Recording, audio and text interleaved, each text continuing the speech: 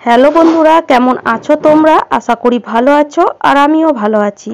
তো আবার আমি তোমাদের জন্য এমন কিছু টিপস নিয়ে এসেছি যেটা ইউজ করলে তোমাদের ঘরের কাজ অনেকটাই সোজা হয়ে যাবে আর সাথে সাথে তোমাদের সময় খরচ অনেকটাই বাঁচবে।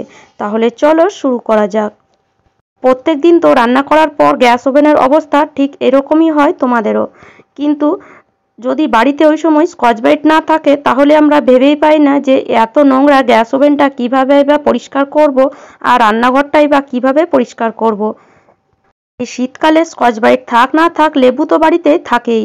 এই যে কমলা লেবু, এটা তো আমরা শীতকালে এনে খেয়েই থাকি। আর এই যে কমলা লেবুর খোসাটা, এটা কিন্তু কী করি আমরা ফেলে দিই, কিন্তু এই খোসাটা কখনোই ফেলে দিও না। এই খোসাটা দিয়েই আমরা কিন্তু আজ পুরো রান্নাঘরটা ক্লিন করব। দেখো, এর জন্য নিয়ে নিলাম একটা খোসা কমলা লেবুর, আর তার মধ্যে আমি দিয়ে দিচ্ছি সামান্য একটু ভিমবার লিকুইড।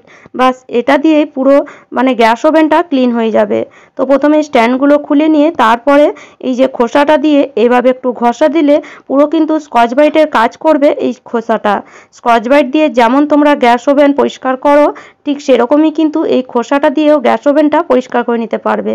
দেখো, শুধু এভাবে একটু ঘষা দিতে হবে। এভাবে একটু ঘষা দিলে দেখবে স্কচ ব্রাইট থেকে কোনো তুলনায় কম হবে না গ্যাস ওভেনটা পরিষ্কার করার জন্য। খুব সুন্দর কিন্তু পরিষ্কার হয়ে যাবে আর কেউ কিন্তু দেখে বুঝতেও পারবে না যে এটা তোমরা কমলা লেবুর খোসা দিয়ে পরিষ্কার করেছো। আর কমলা লেবুর খোসা তো আমরা ফেলেই দিই, কিন্তু ফেলে দেওয়ার আগে যদি এইভাবে একটু কাজ করে নিই তাহলে হয়তো আমাদের কিছুটা পয়সাও বাঁচবে। তো দেখো, একটা শুকনো কাপড় দিয়ে এভাবে মুছা দিতেই দেখো কত সুন্দর চকচক করছে গ্যাস ওভেনটা।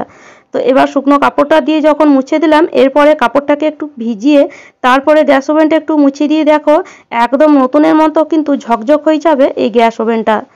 তো দেখো, একটু কাপড়টা ভিজিয়ে এনে তারপরে মুছে দিলাম, দেখো কত সুন্দর চকচক করছে গ্যাস ওভেনটা। কেউ দেখে কিন্তু বলতেই পারবে না যে এটা তোমরা বিনা স্কচ ব্রাইটে পরিষ্কার করেছো সামান্য একটু লেবুর খোসা দিয়ে। আর একইভাবেই রান্নাঘরের স্ল্যাবও কিন্তু এই লেবুর খোসা দিয়েই পরিষ্কার করা যায়। ভিম বা লিকুইড না থাকলেও এইভাবে যদি একটু লেবুর খোসা দিয়ে স্ল্যাবটা ঘষে দাও তাহলে যত তেল চিটাচ্ছে সব কিন্তু এই লেবুর খোসার মধ্যেই চলে আসবে। খুব সুন্দরভাবে কিন্তু রান্নাঘরের যে কোনো জায়গা পরিষ্কার হয়ে যায়। গ্যাস ওভেন বলো আর স্ল্যাব বলো বা বেসিন বলো, যে কোনো জায়গা কিন্তু একটা লেবুর খোসা দিয়েই পরিষ্কার করে নিতে পারবে। তো দেখো, একটা লেবুর খোসা ঘষে তারপরে একটা ভেজা কাপড় দিয়ে খালি মুছে দাও, দেখবে একদম চকচক হয়ে যাবে সেই জায়গাটা। আর আর বাসনটাই বা কেন আমরা বাদ দেবো, বাসনটাও লেবুর খোসা দিয়েই পরিষ্কার করে দেখতে পারো। দেখো, এখানে আমি দুটো স্ট্যান্ড পরিষ্কার করছি গ্যাস ওভেনের, দেখো কত সুন্দর পরিষ্কার হচ্ছে। একটুখানি এভাবে ঘষে দিচ্ছি বা সুন্দর পরিষ্কার হয়ে যাচ্ছে। আর যদি বাসন মাজার জন্য স্কচ ব্রাইট নাও থাকে কোনো কোনো দিন, তাহলে কোনো চিন্তার কোনো কারণ নেই। এভাবে একটু লেবুর খোসা দিয়েই খালি ঘষে দাও, দেখবে একদম যেমন বাসন মাজো ডেলি সেরকমই পরিষ্কার হবে। ওর থেকে কিন্তু এতটুকু কম হবে না, দেখতেই পাচ্ছ। তো যখন রান্নাঘরের সবই পরিষ্কার হলো তখন এই বেসিনটাই বা কেন বাদ থাকে, বেসিনটাও একটু এভাবে লেবুর খোসাটা আর তোমার একটু ভিম বা লিকুইড দিয়ে খালি ঘষে দিলেই দেখবে একদম বেসিনটাও নতুনের মতনই ঝকঝক হয়ে যাবে। দেখতেই পাচ্ছ, একটু বেসিনটা ভালো করে ঘষে তারপরে আমি জল দিয়ে ধুয়ে দিয়েছি। দেখো, বেসিনটা একদম নতুনের মতন কিন্তু ঝকঝক হয়ে গেল। তো লেবুর খোসা ফেলার আগে অবশ্যই একবার ইউজ করে নিও।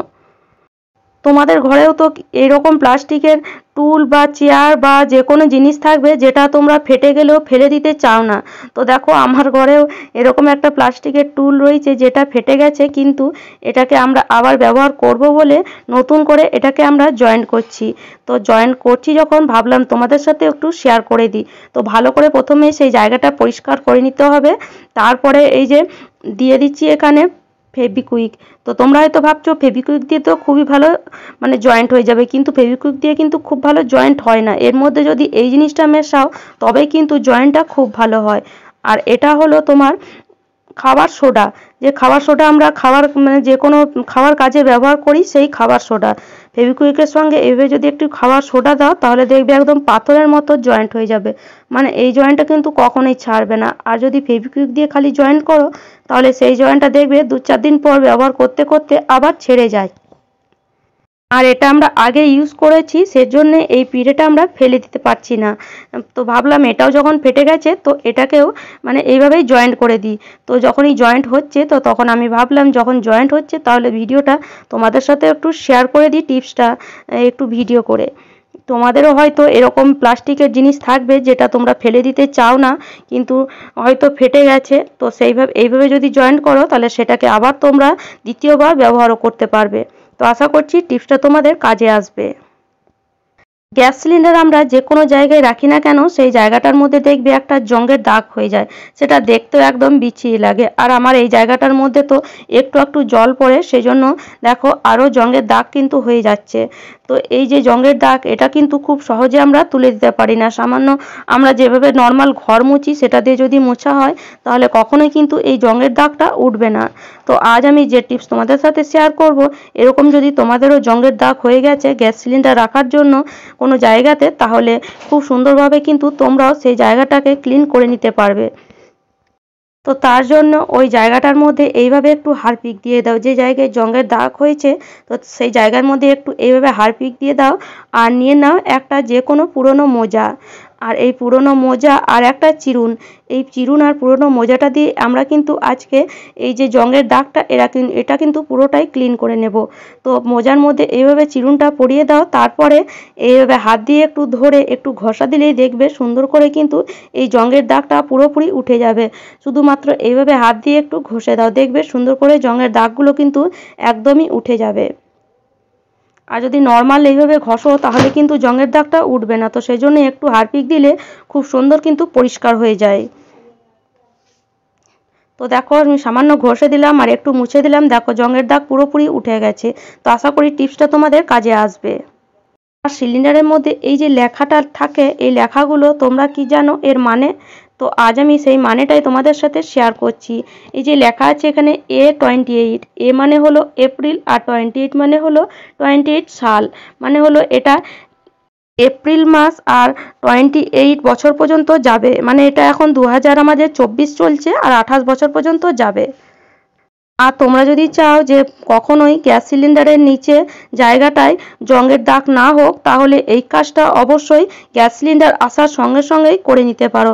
যদি এই কাজটা করো তাহলে কখনোই আর সেই জায়গার মধ্যে জংয়ের দাগ হবে না। তো একটা আলু এভাবে আধখানা করে কেটে নাও, আর কেটে নেওয়ার পর আলুটাকে এইভাবে গ্যাস সিলিন্ডারের নিচে ঘষে দাও। পুরো সিলিন্ডারের মানে চারিদিকটা এইভাবে যদি ঘষে দাও তাহলে সিলিন্ডার যে কোনো জায়গায় রাখো না কেন জংয়ের দাগ কিন্তু আর হবে না। আলুর খোসার মধ্যে যে রসটা আছে সেই রসটার কারণে কিন্তু জংয়ের দাগ কখনোই হবে না। টিপসটা কিন্তু খুবই কাজের, অবশ্যই একবার ট্রাই করে দেখতে পারো। আর এই যে জংগুলো সেগুলোও কিন্তু খুব ভালো উঠে যায়, গ্যাস সিলিন্ডারের গায়ে যে জংগুলো লেগে থাকে সেগুলো কিন্তু আলুর খোসার মধ্যে মানে আলুর মধ্যে খুব ভালো চলে আসে। আশা করি আজকের টিপসগুলি তোমাদের কাজে আসবে।